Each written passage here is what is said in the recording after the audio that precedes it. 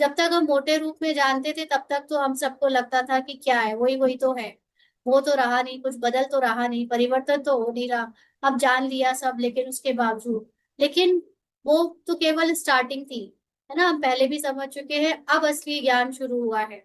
तो अब जब आपने ड्रामा को अच्छे से जान लिया है और अपने सत्य को अच्छे से जान लिया है, क्योंकि अभी तक हम सत्य में जो जानते थे वो सिर्फ इतना कि मैं आत्मा हूँ और मेरे अंदर मन बुद्धि संस्कार फैकल्टी है, और मैं कौन सी आत्मा हूँ, मैं रूपाली की आत्मा हूँ, हम ऐसे समझते थे। तो रूपाली के गुण, रूपाली के अवगुण मुझ आत्मा के गुण, मुझ आत्मा के अवगुण, रूपाली की संस्कार, मुझ आत्मा के संस्कार, ऐसे सोचते थे।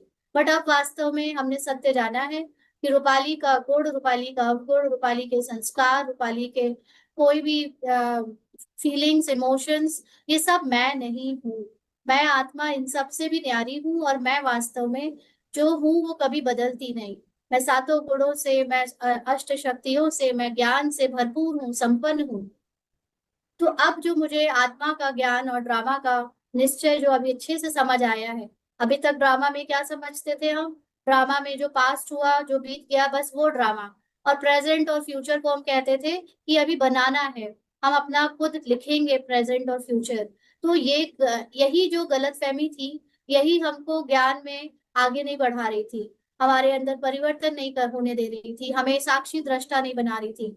अब हम जब जान चुके हैं कि पास्ट, प्रेजेंट और फ्यूचर तीनों ही ड्रामा के अंदर रोल का है, रोल की लिमिटेड माइंड का है, और उसमें वो चाहे पास्ट के कुछ हो, चाहे फ्यूचर का कुछ हो, चाहे प्रेजेंट में कुछ हो रहा हो, वो आत्मा का नहीं है।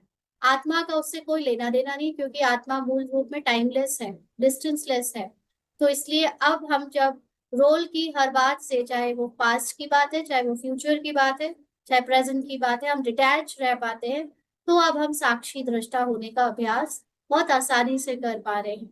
तो अब जो हमें सूक्ष्म में ज्ञान समझ आ रहा है, इन ज्ञान रत्नों को अच्छे से धारण करना, माना समझने, समझते जाना है और उनको यूज करते जाना है।